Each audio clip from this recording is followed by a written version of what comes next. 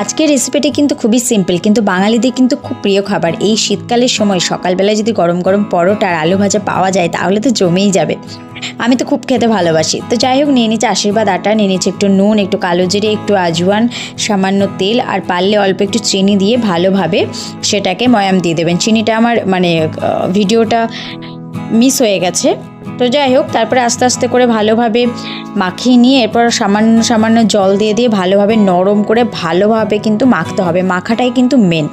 তো যাই হোক, আমার একার জন্যই তো, সেই জন্য এই কটা হয়ে গেছে। তাও এটা সকালে বিকেলে ব্রেকফাস্টে হয়ে যাবে।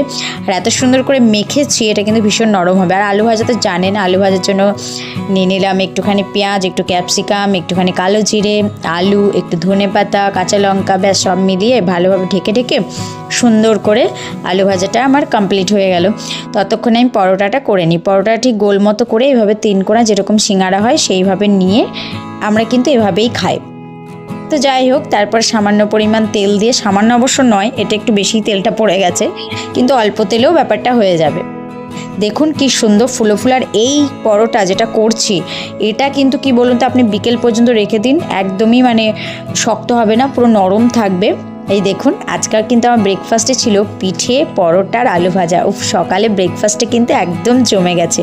রেসিপিটা ভালো লেগে থাকলে লাইক, কমেন্ট, শেয়ার করতে ভুলবেন না।